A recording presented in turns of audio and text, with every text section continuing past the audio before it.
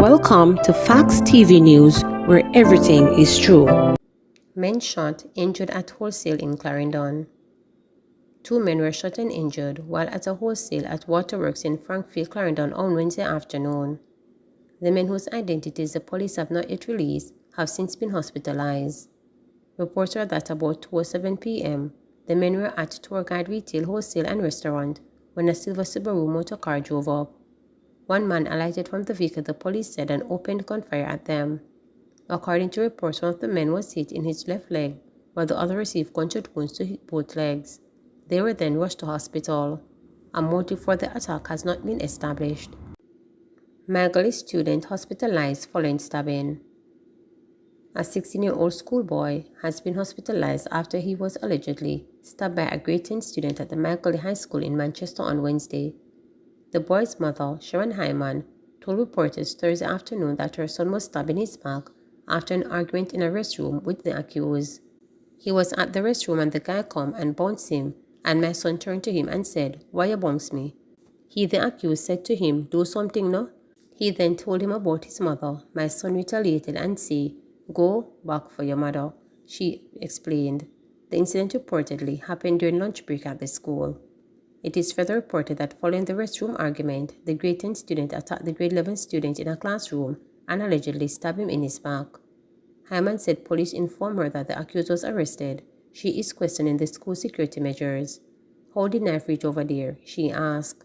She said her son has been hospitalized in stable condition at the Mandeville Regional Hospital. A source at the school told reporters that the incident stemmed from a gang war at the institution. Manchester woman accused of killing cop husband to plead guilty to manslaughter. The prosecution in the case against Casey and Blair, who is accused of killing her husband, Constable Damien Blair, in May, has agreed to accept a guilty plea to the lesser offense of manslaughter, removing the murder charge for consideration. This was disclosed during the morning's hearing in the Home Circuit Court. Blair, who is fit to plea but has mental health challenges, was charged with murder, unauthorized possession of ammunition, and unauthorized possession of firearm. Before adjourning the case, presiding judge Justice Leighton Pusey asked the prosecution about the other two charges. The prosecution told the court that it needed additional time to have further discussions with Blair's attorneys Tamika Harris and Jonathan McDonnell. Blair was further remanded until Friday. Constable Blair was killed in an alleged domestic dispute in Somerset District, Mandeville, Manchester on May 29. Man accused of killing parents pleads guilty to manslaughter. 25-year-old Simon Ramsey, who is charged with the death of his parents, has been deemed fit to answer to charges, and he pleaded guilty to 2 counts of manslaughter. Ramsey was charged with 2 counts of murder in the death of Phyllis Ramsey, a 55-year-old teacher, and 69-year-old Cecil Ramsey, a minister of religion, both of Antares Avenue, Christian Meadows in Portmore, St. Catherine. He is to be sentenced on December 11. Ramsey, a 25-year-old teacher who lived with his parents, is said to have suffered from schizophrenia and bipolar disorder. When he appeared before Justice Bertram Morris, the Crown accepted his plea for the lesser offense of manslaughter. Allegations are that about 4 a.m. on February 4, 2022, the accused attacked and stabbed his parents repeatedly at their home. The Ramseys were found by a visiting relative with multiple stab wounds.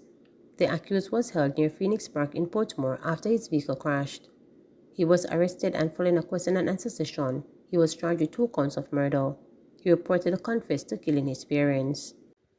Rat infestation linked to 4 leptospirosis deaths in St. Catherine, says councillor. The St. Catherine Health Department has been called in to investigate a rat infestation in the parish, following reports of 4 deaths caused by leptospirosis. I am seeking the intervention of the health inspectors to go into Commodore District. I received reports that 4 people have died within the last few months due to leptospirosis, as rats have taken over the space, Councillor Peter Abrams of the Bagwalk Division revealed at the Monday meeting. The councillor told the meeting that rat infestation was caused by the pileup of garbage and other waste, which is not being collected in a timely manner. "I am in need of urgent help from my division, as the residents are crying out," Abrams said. Councillor Herbert Garakis in Lindsay Division shares similar concerns. "I echo the concerns of my colleague, as my division has been overrun by rats.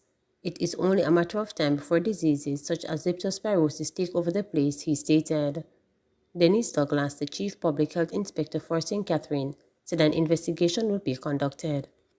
We have always examined these reports and will be sending personnel out to probe the report with a view to do remedial work as it becomes necessary, Douglas stated. The National Solid Waste Management Authority has also promised to address the issue. Hanover player hits $342 million Super Lotto jackpot. The whopping $342 million Super Lotto jackpot had been won by a player from Hanover.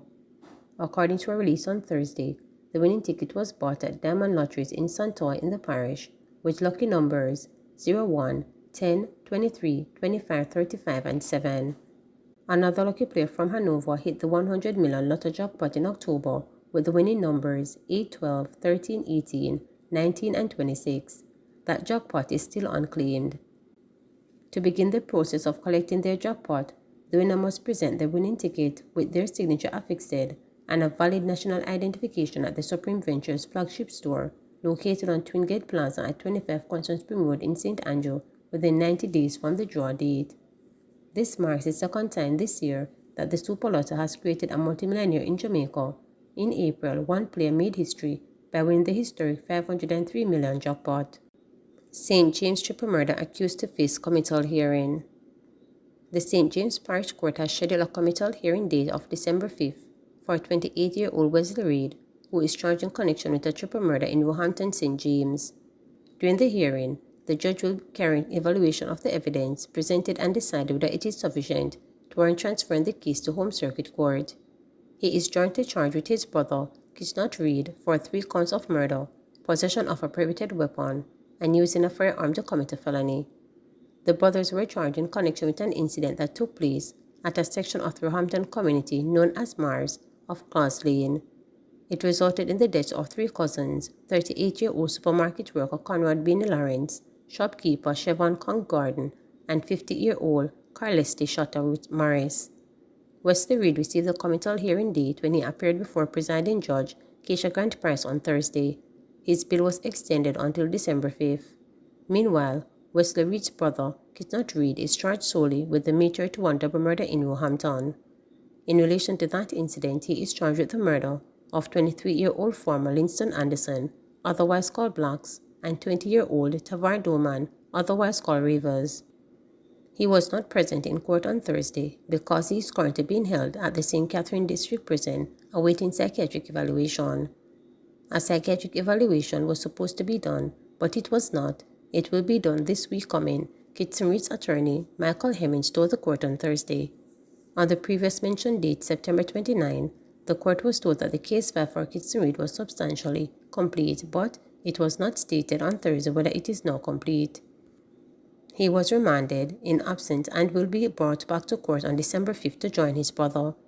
According to police reports, about 10:30 p.m., the men were at a location in the community when a gunman approached them and shot both. Another man was injured during the incident. The police were summoned and Anderson and Doman were seen suffering from gunshot wounds. They later succumbed to their injuries. The other injured man escaped and was assisted to hospital where he received treatment. Please remember to subscribe, like, share, and click the notification